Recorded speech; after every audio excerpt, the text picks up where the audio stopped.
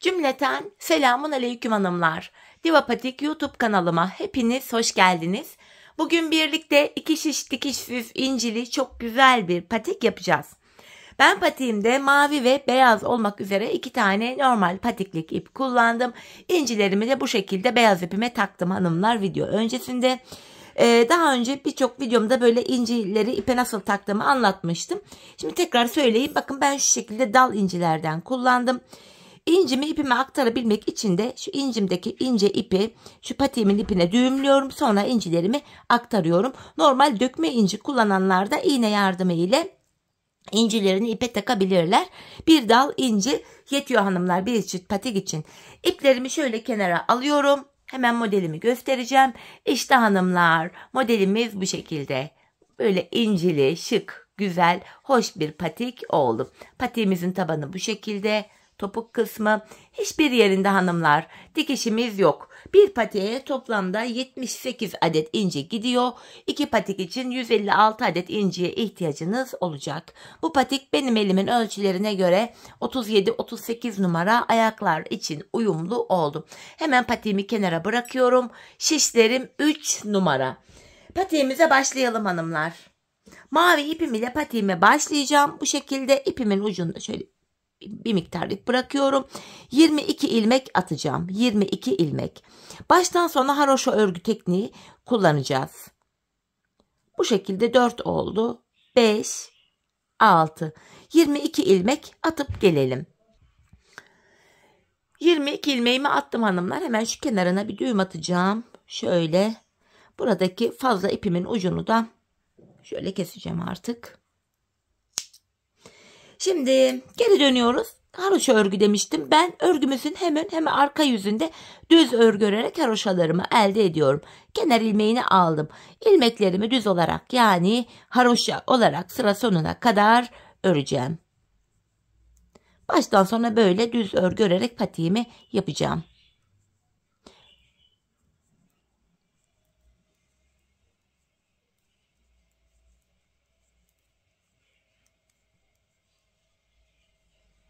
Sonuncu ilmeğimi de ördüm. Geri dönüyorum. Hanımlar geri döndüğümüzde ön yüzdeyiz.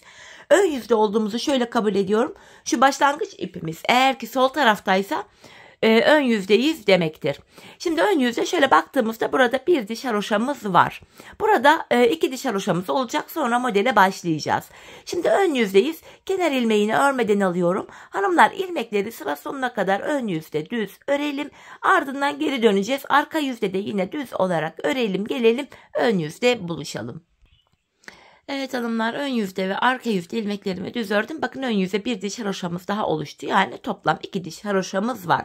Şimdi modele başlayacağız. Bu sol kenara bu beyaz ipimizi ve incilerimizi yapacağız. Öncelikle bakın kenar ilmeğini örmeden alıyorum. Kenar ilmeğimle birlikte toplam 13 ilmek mavi ile öreceğim. 3, 4, 5, 6, 7, 8, 9, 10, 11, 12, 13. Kalan 9 ilmeğimi de beyaz ipim ile öreceğim. Bu inci bırakma işini ben arka yüzde yapıyorum. 9 ilmeğimi böyle beyaz ile öreceğim.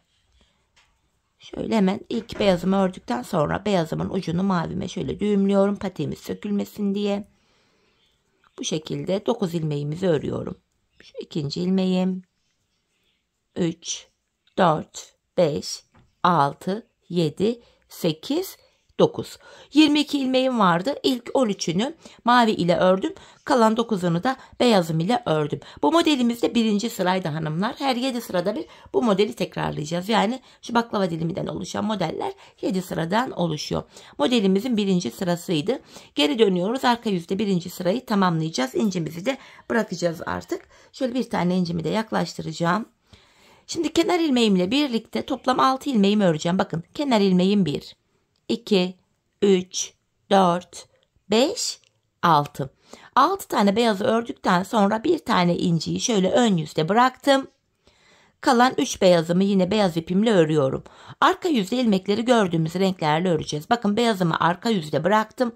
Mavimi alıyorum. Mavi ilmeklerimi de sıra sonuna kadar mavi ipim ile öreceğim.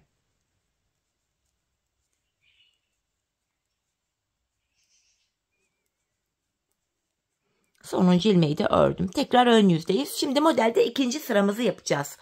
Bu sıramızda hanımlar kenar ilmeğimle birlikte toplam 12 ilmeğimi örüyorum.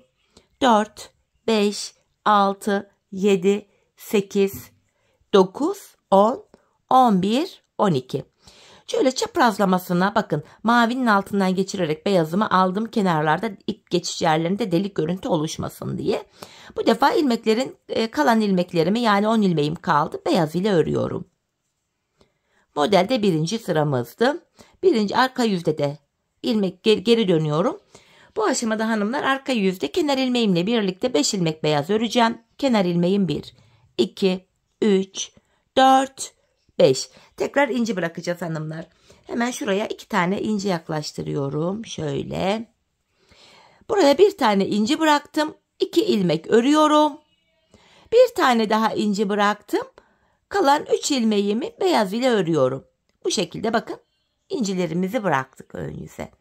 Beyazımı arkaya doğru aldım. Mavi ipimi elime alıyorum. Kalan ilmeklerimi mavi ipim ile haroşa olarak örüyorum hanımlar.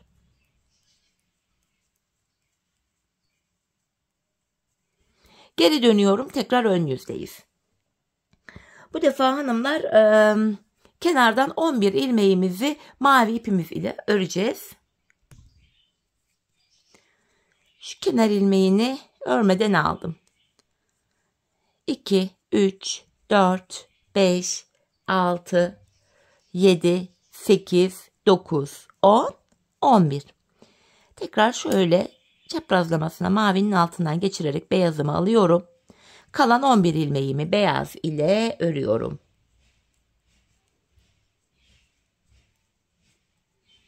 Modelde ön yüzde 3. sıramızı yaptık. Şimdi arka yüzde 3. sırayı tamamlayacağız. Kenar ilmeğini aldım. 2. ilmeğim 3, 4. 4 ilmek beyaz ördükten sonra yine inci yaklaştıracağım buraya. 4 beyazdan sonra buraya bir tane inci bırakıyorum. 4 beyaz öreceğim. 1, 2, 3, 4. Tekrar bir inci daha bıraktım. Kalan 3 ilmeğimi beyaz ile ördüm. Şimdi beyazımı arkaya bırakıyorum. Mavimi aldım. Kalan ilmeklerimi mavi ipim ile örüyorum. Böylece arka yüzde 3. sıramızı tamamlamış olduk. Ön yüzde ve arka yüzde ilmekleri örüyoruz. Bir sıra örmüş oluyoruz böylece. Şimdi geri döndüm. Ön yüzde 4. sıradayız hanımlar. Bu sırada 10 ilmek mavi öreceğim. 10 tane mavi. Şu kenar ilmeğim 1, 2, 3, 4, 5, 6, 7, 8, 9, 10. Şöyle çaprazlamasına beyazımı alıyorum. 12 ilmeğimi beyaz ile örüyorum. Sıra sonuna kadar ilmeklerimi beyazım ile örüyorum. Bu şekilde. Şimdi geri döndüm hanımlar. Arka yüzdeyim. Buraya kenar ilmeğini aldım. 2. ve 3. ilmeğimi de beyaz ile ördüm. Yani 3 ilmek ördüm. Tekrardan şuraya incimi yaklaştırıyorum. Bakın, bir inci bıraktım. 6 tane beyaz öreceğim. 1, 2, 3, 4, 5, 6. Tekrar diğer incimi de bıraktım. Yanındaki 3 ilmeğimi beyazım ile örüyorum. Beyazımı arkaya doğru aldım. Mavi ipimi alıyorum. Kalan ilmeklerimi mavi ile örüyorum.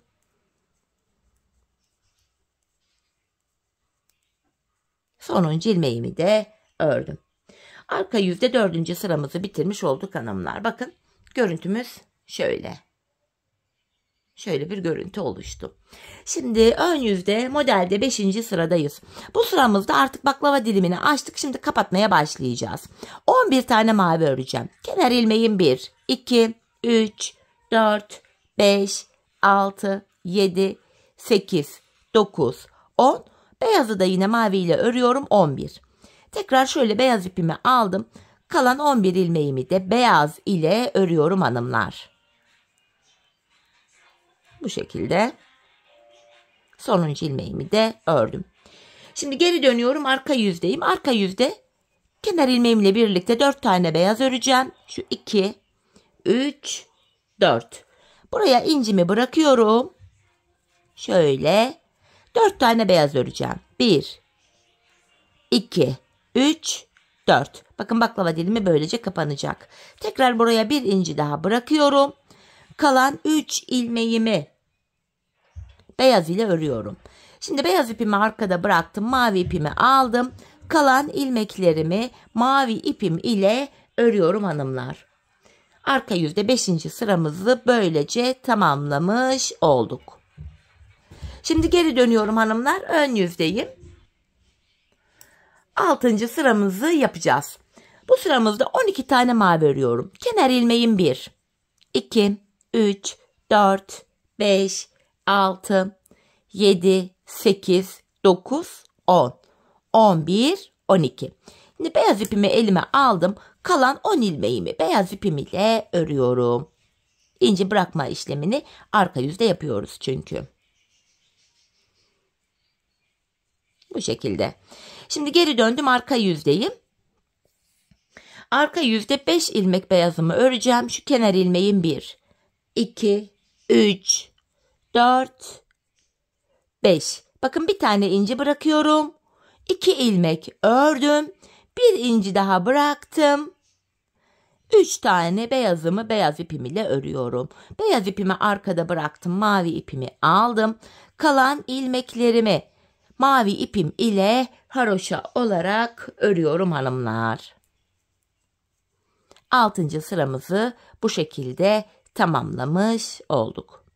Şimdi geri dönüyorum. Modelde 7. ve sonuncu sıramız. 7. sıramız aynı zamanda 2. modelimizin de ilk sırası olacak hanımlar. Şurada bakın. Ortaya tam 1 inci bırakacağız. Sonraki sırada 2 inci işte V şeklinde inciler açılacak. Bir üstte 2 inci koyacağız. Bu şekilde modeli devam ettireceğiz. Şimdi 1. modelin 7. sırası, 2. modelin 1. sırası oluyor bu. Şöyle. Modelin 1. sırasında ilk ne yapmıştık öyle düşünelim. 13 tane mavi örmüştük 1. sırada. Kenar ilmeğini aldım. 2, 3, 4, 5, 6, 7, 8, 9, 10, 11, 12 ve 13. 13 ilmek mavi ile ördüm. Beyazımı alıyorum. Kalan 9 ilmeğimi beyaz ipim ile örüyorum hanımlar. Bu şekilde. Geri dönüyorum. Arka yüzde incimizi bırakacağız. Şöyle bir tane incimi yaklaştırdım. 6 tane beyaz ilmeğimi örüyorum. Şu kenar ilmeğim 1, 2, 3, 4, 5, 6. Bir tane inci bırakacağım. Bakın modelin hem 1. sırası oluyor hem 7. sırası oluyor bu. Kalan 3 ilmeğimi beyaz ile örüyorum. Ve şöyle çaprazlamasına mavi ipimi elime aldım. Kalan 13 ilmeğimi mavi ipim ile örüyorum. Böylece hanımlar ilk modeli tamamladık. 2. modelin de 1. sırasını yaptık. Ön yüzde modelin 2. sırası ile devam edeceğiz. Şöyle bakın geri dönüyorum. Gördüğünüz gibi hanımlar modelimiz bu. İlk modelimizi yaptık. Hatta 2. modelin 1. sırasını da bu şekilde örmüş olduk. Evet hanımlar, şimdi de 2. modelin 2. sırasını birlikte yapalım. İlk modelde nasıl yaptıysak 2. de aynı şekilde yapacağız. Zaten ilk modeli yaparken tek tek her sıra belirttim. 1. sıra, 2. 3. 5. diye tek tek gösterdim. Kafanız karışmasın diye 2. sırayı da yapalım. Bu sırada kenar ilmeğimle birlikte toplam 12 ilmek mavi örüyorum. 3, 4, 5, 6, 7, 8. 9, 10, 11, 12 ilmek mavi ile ördüm. Beyazımı alıyorum. Kalan 10 ilmeğimi beyaz ipim ile örüyorum. Bu şekilde hanımlar. Sonuncu ilmeği de ördüm. Tekrar geri dönüyorum. Arka yüzde 5 tane beyaz öreceğim. Bakın ilk modelin 2. sırasında yaptığımız işlemin aynısı. Şu 2. ilmeğim 3, 4, 5. 2 tane inci yaklaştırıyorum yine. Bakın bir tane ince bıraktım.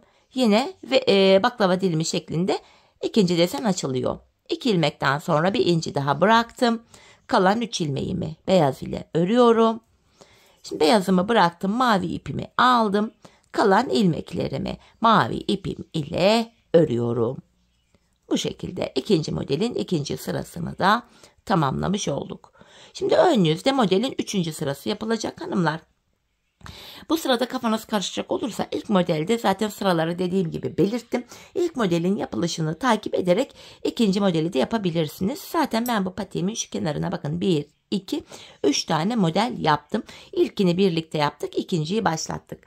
Şimdi ikinci ve üçüncü modeli ilk modeli yaptığımız gibi hanımlar, üçüncü modeli de en son üçüncü modele kadar yapacağız çünkü. Tamamlayalım gelelim. Ardından patiğimizin ön bölümündeki şu artırmalı yerleri birlikte yapalım. Evet hanımlar, patiğimin bu bölümüne bakın. 3 tane incilerden baklava desenimi ördüm geldim. Şimdi ön yüzdeyiz. Patiğimizin şu bölümlerini yapacağız hanımlar. Şu bölümlerini. Oval bir görüntü verebilmek için ön bölüme. Yapacağımız işlem şöyle. Mavi ipimizi kullanacağız. Kenar ilmeğini aldım. 2, 3, 4. Bakın ilk sırada 4 ilmek ördüm. Geri dönüyorum. Arka yüzdeyim. İlk ilmeğimi örerek başladım. Arka yüzde 4 ilmeğimi örüyorum. Tekrar ön yüzdeyim. Bu defa birer ilmek artarak gidecek. 5 ilmek öreceğim. Kenar ilmeğini aldım. 2, 3, 4, 5. Bir ilmek fazla yani 5 ilmek ördüm. Geri dönüyorum. Arka yüzde ilk ilmeğimi örerek başladım. Diğer ilmeklerimi de haroşa örüyorum. Tekrar ön yüzdeyiz. Bu defa 6 ilmek örüp geri döneceğim. Kenar ilmeğim 1, 2, 3, 4, 5, 6. Geri dönüyorum. Arka yüzde 6 ilmeğimi örüyorum. 4 ilmek ile başladık. İlmek sayıları birer birer artarak gidiyor. Tekrar geri dönüyorum. Ön yüzdeyim. Bu defa 7 ilmek öreceğim. Kenar ilmeğim 1, 2, 3, 4, 5, 6, 7. Geri dönüyorum.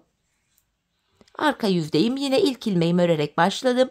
Arka yüzde 7 ilmeğimi haroşa örüyorum. Tekrar geri döndüm hanımlar. Ön yüzdeyim. Bu defa 8 ilmek öreceğim. Bakın ilmekler birer birer artacak. Ön bölüme oval bir görüntü oluşacak. İkinci ilmeğim 3, 4, 5, 6, 7. Bakın 8 ilmek ördüm bu defa. Geri dönüyorum. Arka yüzde 8 ilmeğimi haroşa örüyorum. 4 ilmek ile başladık. 8 ilmek olana kadar ördük. Geri dönüyorum. Şimdi de 9 ilmeğim olana kadar öreceğim. Kenar ilmeğim 1, 2, 3, 4, 5, 6, 7, 8, 9. Geri dönüyorum. Arka yüzde 9 ilmeğimi örüyorum. 12 ilmek olana kadar bu işleme devam edeceğiz hanımlar. Tekrar ön yüzdeyim. Bu defa 10 ilmek öreceğim. 10 ilmek. Şu kenar ilmeğim 1, 2, 3, 4, 5, 6, 7, 8, 9, 10. Geri dönüyorum. Arka yüzde 10 ilmeğimi haroşa örüyorum.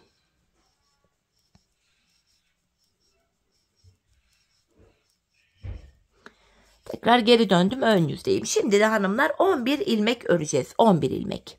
Kenar ilmeğim 1, 2, 3, 4, 5, 6, 7, 8, 9, 10, 11. Geri dönüyorum. Arka yüzde 11 ilmeğimi örüyorum.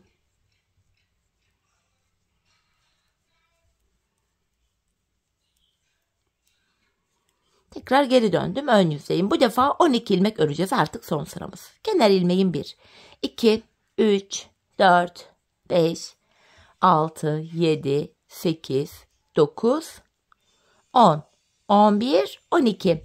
Geri dönüyorum. Arka yüzde 12 ilmeğimi öreceğim. 4 ilmek ile başladık. 12 ilmek olana kadar ördük hanımlar. Sonuncu ilmeğimi de ördüm.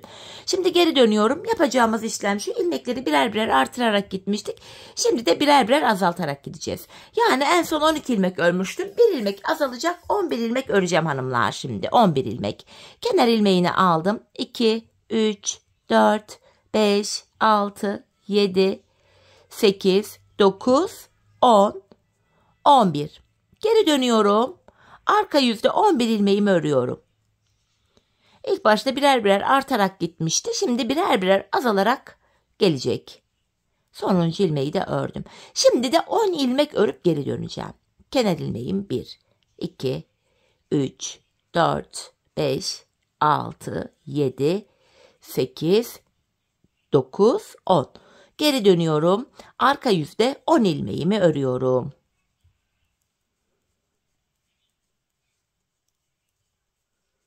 Sonuncu ilmeği de ördüm. Şimdi de 9 ilmek örüp döneceğiz hanımlar. Şu kenar ilmeğim 1, 2, 3, 4, 5, 6, 7, 8, 9. Geri dönüyorum. Arka yüzde ilmeklerimi haroşa örüyorum.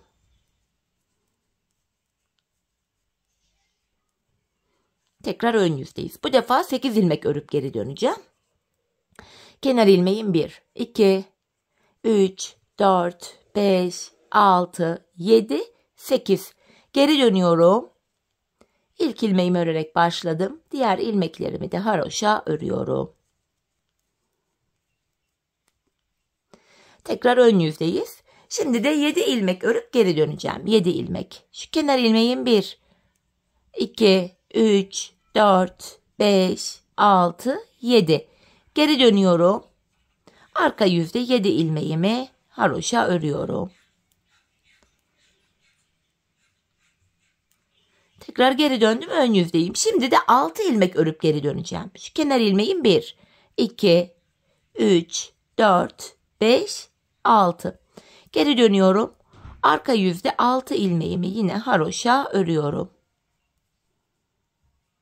Tekrar geri döndük, ön yüzdeyim. Bu defa 5 ilmek örüp döneceğim. Birer birer ilmekler azalıyor. Kenar ilmeğim 1, 2, 3, 4, 5. Geri dönüyorum. Arka yüzde 5 ilmeğimi haroşa örüyorum. Tekrar ön yüzdeyiz. Modele ilk 4 ilmek örerek başlamıştık. Şimdi 4 ilmek öreceğim. Geri döneceğim. Burasını bitirmiş olacağız. Şu kenar ilmeğim 1, 2, 3, 4.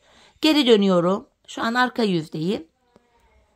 4 ilmeğimi haroşa örüyorum. Patiğimizin bu kenarındaki ilk bölümü bitirdik hanımlar. Bakın şu bölümü bitirdik. Şimdi ortaya bir tane daha incilerle baklava dilimi yapacağız hanımlar. Yine orta bölüme buralarda yaptığımız işlemin aynısını yapacağız. Bakın en son 3. modeli bitirmiştik. 3. modelin sonuncu sırası. Ortaya 4.'yü yapacağız. 4. modelin 2. sırası olacak bu. Bu aşamada hanımlar şöyle ilmeklerimi öreceğim. Bu ikinci sıra 12 ilmek mavi öreceğim. Kenar ilmeğim 1, 2, 3, 4, 5, 6, 7, 8, 9, 10, 11, 12 ilmek mavimi ördüm. Şimdi şu beyazımı alıyorum. Bakın modelin ikinci sırası gibi devam ediyor. En son 3. modelin sonuncu sırası 4. modelin 1. sırasıydı. Şimdi 4. modelde 2. sıramız bu. Kalan ilmeklerimi beyaz ile örüyorum.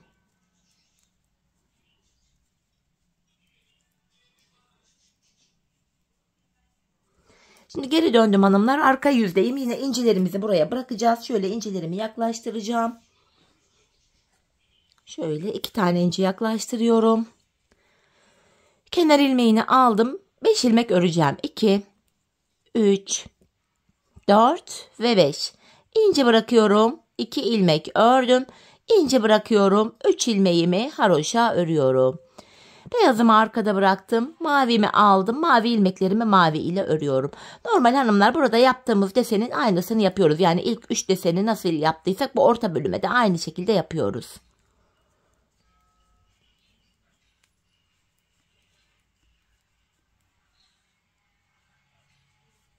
Şimdi geri dönüyoruz. Modelde 3. sıramızı yapacağız. Bu sıramızda da hanımlar ilk modelde olduğu gibi 11 tane mavi öreceğiz. Kalanları beyaz ile öreceğiz. Arka yüzde yine incilerimizi yapacağız. Buraya bir tane baklava dilimi oluşturacağız. Yani 4. baklava dilimimizi de oluşturacağız. 4. baklava dilimimizin yine sonuncu sırasını hanımlar yapalım gelelim. Evet hanımlar, ortaya tam bir modelimi bu şekilde yaptım geldim. Bakın burada toplam 4 model oldu. Şimdi patiğimizin şu kenarına da bakın. Şu bölümü yapacağız. Şurada yaptığımız işlemin aynısını yapacağız. Hani 4 ilmek örüp dönmüştük. 5 ilmek örüp dönmüştük. Aynı işlemi buraya da yapacağız hanımlar. Şu 2, 3, 4 ilmek ördüm. Bakın geri dönüyorum. Arka yüzde 4 ilmeğimi düz örüyorum yine. İlk ilmeğimi örerek başladım. Kalan ilmekleri de yine örüyorum. Şimdi ön yüzdeyiz. Bu defa 5 ilmek öreceğiz döneceğiz. 6 öreceğiz döneceğiz. 7 öreceğiz. 8, 9, 10, 11 ve 12 ilmek olana kadar öreceğiz, geri döneceğiz. Sonrasında da ilmekler birer birer azalarak gidecek. 11 öreceğiz, döneceğiz. 10 öreceğiz. 9, 8, 7, 6, 5 ta ki 4 ilmek kalana kadar öreceğiz, geri döneceğiz. Yani şu bölümde yaptığımız işlemin aynısını buraya da yapacağız. Şimdi bu bölüme de yine bu ilk bölümdeki modelimizi, desenimizi yapalım, gelelim hanımlar. Evet hanımlar, patiğimin şu bölümünü de bakın ilk bölümde olduğu gibi aynı şekilde ördüm geldim. Şimdi patiğimizin diğer kenarını yapacağız. Yani şu kenarını yapacağız. Hanımlar, patiğimizin şu ilk kenarına 3 tane baklava dilimi deseni yaptık incilerle. Orta bölüme bir tane yaptık. Diğer kenara da 3 tane yapacağız. En son şuraya baktığımızda 4.'nün sonuncu sırasını yaptık. Yani 5.'nin ilk sırası oluyor. Şimdi 2. sırayla devam edeceğiz. Aynı deseni patiğimizin burasına kurduğumuz aynı deseni buraya da artık kuracağız. 3 tane inciden baklava dilimi deseni yapacağız buraya. İlmeklerimi yine örüyorum. Bakın modelde bu 2. sıramız. Buraya 12 tane mavimi ördüm. 2. sıramızda 12 mavi örüyorduk. Şöyle çaprazlamasına beyaz ipimi aldım. Kalan ilmeklerimi beyaz ile örüyorum. 4. bu 5. modelimiz oluyor. 5. modelin 2 sırası, toplamda burada 7 tane baklava dilimi deseni olacak. 5.'yi yapıyoruz şu anda. Bu aşamada kenar ilmeğini aldım. 2. sıramızdı. 2, 3, 4, 5 ilmek beyaz ile ördükten sonra bir tane inci öne bırakıyorum. 2 beyaz ördüm. Bir inci daha öne bıraktım. 3 ilmeğimi beyaz ile örüyorum. Şöyle beyazımı arkada bırakıp mavi ipimi aldım. İlmeklerimin kalanını mavi ipim ile örüyorum. Böylece arka yüzde modelin 2. sırasını tamamlamış olduk hanımlar.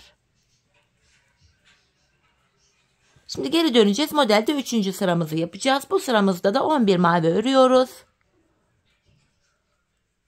4, 5, 6, 7, 8, 9, 10, 11.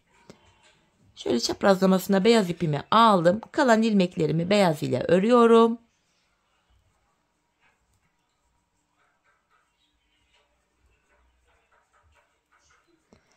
Geri döndüm. Arka yüzde incilerimizi bırakacağız yine. 4 tane beyazımı öreceğim. Şu kenar ilmeğim 1, 2, 3, 4. Bir tane inci bırakıyorum. 4 beyaz örüyorum. Tekrar bir tane daha inci bıraktım. Kalan ilmeklerimi beyaz ile örüyorum. Tekrar burada şöyle çaprazlamasına renk değişikliği yapıyorum. Kalan ilmeklerimi mavi ipim ile örüyorum hanımlar. Model bu şekilde devam edecek. 3. sırasını tamamladık. Ön yüze döneceğiz. 4.'yü yapacağız. 5, 6, 7 derken sonra 2.'ye başlayacağız. Diğer 6. modele başlayacağız. 6. modelden sonra 7 yapacağız. Şurada toplamda 7 tane baklava dilimi desenimiz olacak hanımlar. Buraya şimdi 7 tane baklava dilimi desenini zaten ilk başta göstermiştim. Bu şekilde tamamlayalım. Gelelim. 7. model bittikten sonra yine başlangıçta hanımlar mavi ile 2 diş haroşa örmüştük. Buraya da yine mavi ile 2 diş haroşamızı örelim, gelelim. Sonra birlikte patiğimizin tabanına başlayacağız hanımlar. Evet hanımlar, desenimi tamamladım. Bakın toplamda 7 tane baklava dilimi desenim oldu ince ile. 1, 2, 3, 4, 5, 6, 7. 7. modelim bitince mavi ipimle buraya 2 diş haroşamı ördüm. Beyaz ipimle de işim kalmadı. Kestim, arkaya düğümledim. İpimin ucunda bir güzel gizledim. Şimdi hanımlar, ön yüzdeyiz. 2 diş mavi haroşamız oldu. İlmeklerimizi ikişer ikişer toplayarak kesiyoruz. Şöyle kesimimizi yapacağız. Bu aşamada sıkı bir kesim yapmayalım hanımlar. Biraz esnek, gevşek bir kesim yapalım. Çünkü patiğimizin topuk bölümünü yaparken, yani arka bölümünü yaparken bu kesim yaptığımız ilmek yerleri var. Bakın şuralar V şeklinde. Buralardan ilmekler çıkaracağız. Bu şekilde ikişer ikişer ilmeklerimizi kesiyoruz.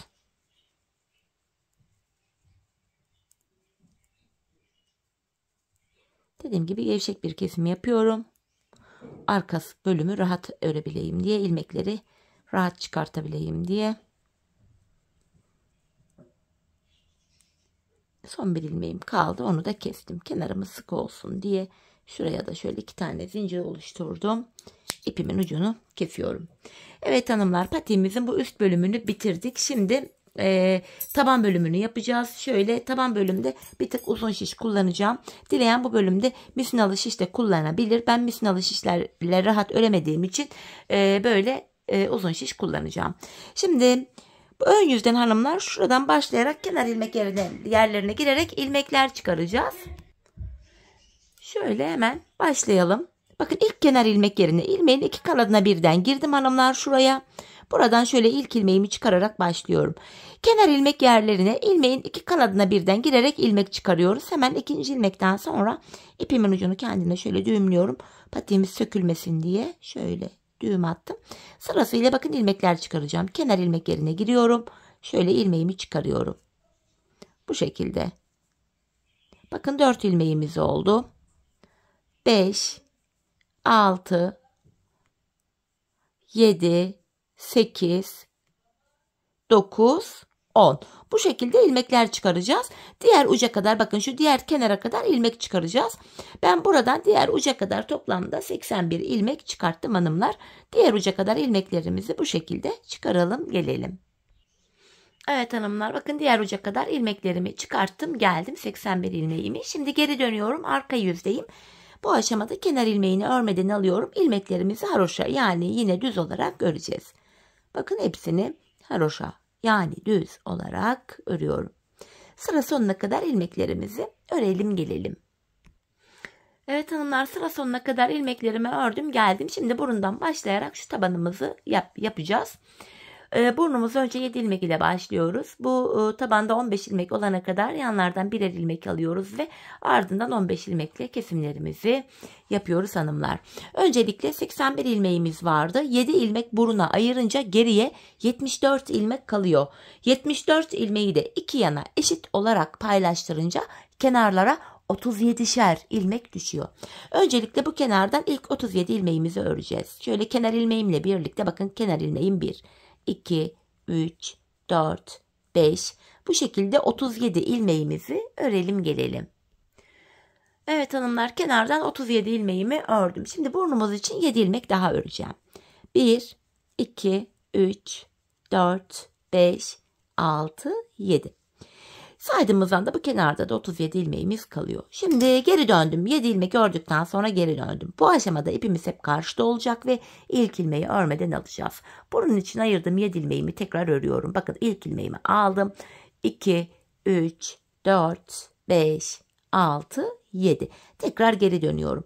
Buruna ayırdığımız 7 ilmek ile buraya bir diş haroşamızı örmüş olduk. Şimdi yanlardan birer birer ilmek ekleyeceğiz her sırada. Burada 15 ilmek olana kadar devam edeceğiz buna. Yine ipim karşıda ilk ilmeği örmeden aldım. 7 ilmeğimi örüyorum. 4, 5, 6, 7. Yan taraftan bir ilmek örerek ortaya ekledim. 8 oldu. Geri dönüyorum. İpim karşıda yine ilk ilmeği örmeden aldım. 8 ilmeğimi öreceğim. 3, 4, 5, 6, 7, 8. Bir ilmek de yan taraftan örerek ortaya ekledim. Ortada 9 oldu. Geri dönüyorum. Yine ilk ilmeği örmeden aldım. 9 ilmeğimi öreceğim. 5, 6, 7, 8, 9. Yandan da bir ilmek örerek ortaya ekledim. 10. Geri dönüyorum. Yine ipim karşıda ilk ilmeği örmeden aldım. 10 ilmeğimi öreceğim. 2, 3, 4, 5, 6, 7, 8, 9, 10. Yandan bir ilmek örerek ortaya ekledim. 11. Geri dönüyorum. İpim karşıda ve ilk ilmeğimi örmeden aldım. 11 ilmeğimi öreceğim. 2, 3, 4, 5, 6, 7, 8, 9, 10, 11.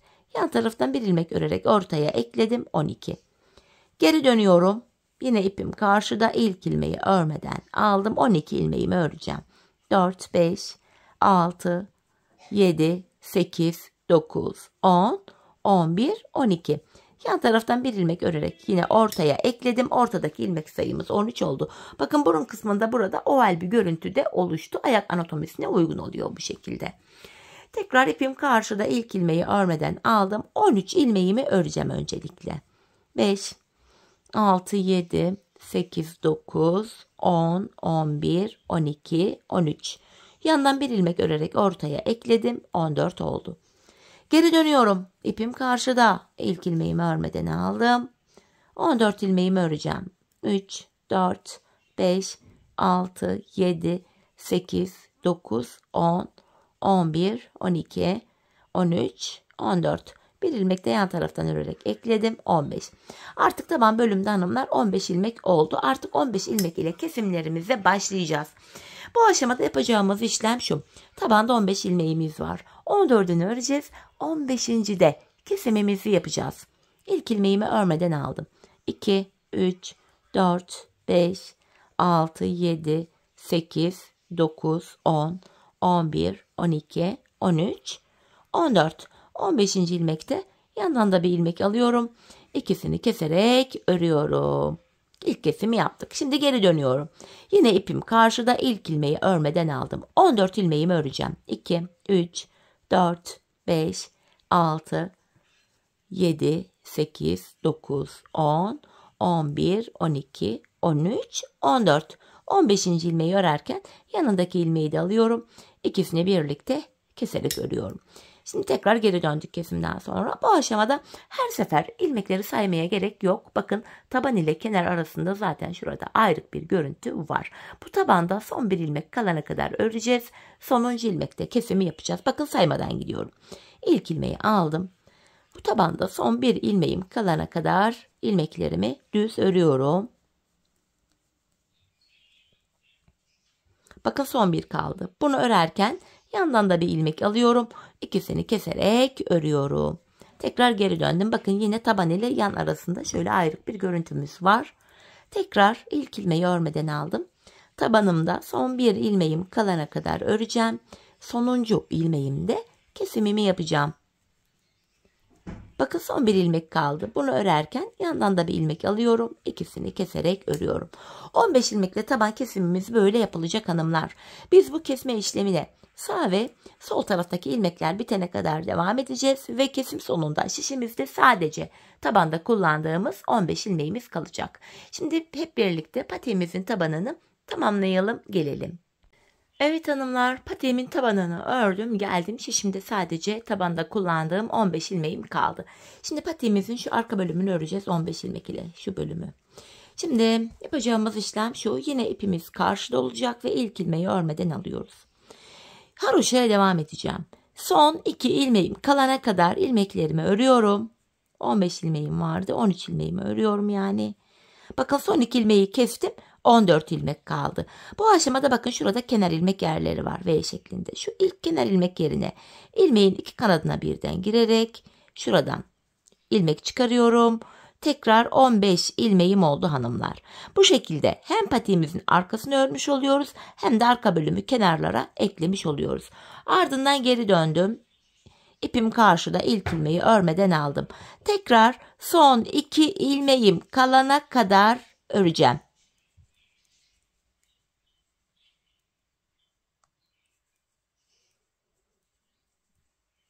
Yine son 2 ilmeğimi gördüğünüz gibi kesiyorum.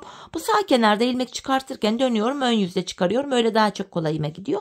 Şimdi de şuradaki bakın ilk kenar ilmek yerine ilmeğin iki kanadına birden girerek şöyle ilmeğimi çıkarıyorum. Tekrar 15 ilmeğimiz oldu. Patiğimizin arkası bu şekilde yapılacak hanımlar. Son 2 ilmek kalana kadar öreceğiz.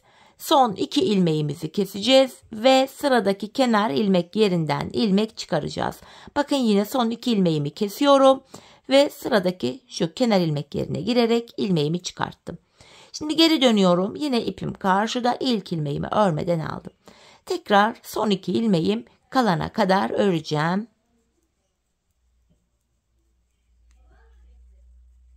Son 2 ilmeğimi kesiyorum. Burada ön yüzde ilmek çıkartıyordum. Geri döndüm ve bir diğer kenar ilmek yerine ilmeğin iki kanadına birden girerek ilmeğimi çıkarıyorum. Patiğimizin arkası 15 ilmek ile bu şekilde yapılıyor. Biz bu işleme hanımlar son kenar ilmek yerlerine gelene kadar bakın şuraya ve şuraya gelene kadar hemen açıyorum şurayı. Şuraya gelene kadar devam edeceğiz. Şimdi birlikte patiğimizin arkasını son kenar ilmek yerlerine gelene kadar örelim gelelim. Evet hanımlar, son kenar ilmek yerlerine gelene kadar patiğimin arka bölümünü ördüm geldim. Şimdi ilmeklerimizi yine keseceğiz ikişer ikişer toplayarak. Bu şekilde kesimimizi yapıyoruz.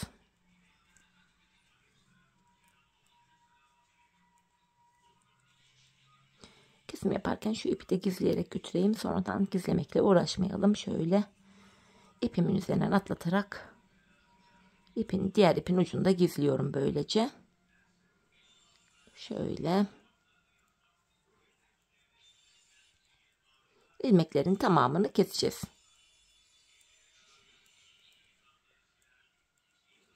Son ilmeğim kaldı. Onu da kesiyorum. Bu aşamada bu kenarımızda tümsek bir görüntü oluşmasın diye hemen şöyle dibine batarak buraya şöyle bir sık iğne oluşturdum. Patiğimizi hanımlar bu şekilde bitirmiş olduk. Bir de patiğimizde bakın şöyle görüntümüz şu. Bu şekilde küçük göründüğüne bakmayın. Haroşa örgü olduğu için bakın nasıl esnediğini şöyle sizlere göstereyim. Ben bir de şu kenarımıza tek sıradan oluşan bir kenar oyası gittim. Nasıl yaptığımı hemen anlatayım size. Şöyle hanımlar ipimi tığıma doluyorum. Hemen öndeki kenar ilmek yerine batarak ilmek çıkarttım. Tığımdaki 3 ilmeği topluyorum. İpimi tığıma doladım. Sıradaki kenar ilmek yerine ilmeğin iki kanadına batarak ilmek çıkartıyorum ve tığımdaki 3 ilmeği topluyorum. Kenar oyamızı bu şekilde yapıyoruz hanımlar. Bir nevi sık iğne fakat ipimizi tığımıza doluyoruz.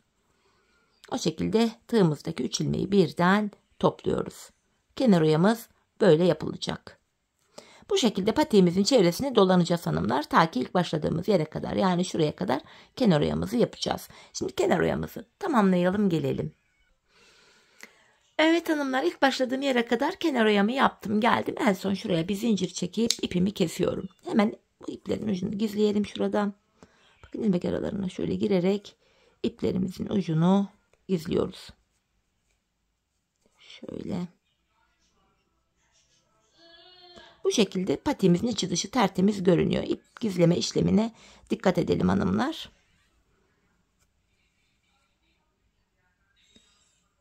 İp kat kat açıldığı için bir tuhaf oldu burada. Evet. Şöyle. Patiğimiz bu şekilde hanımlar. Patiğimizi bitirdik. Model bu.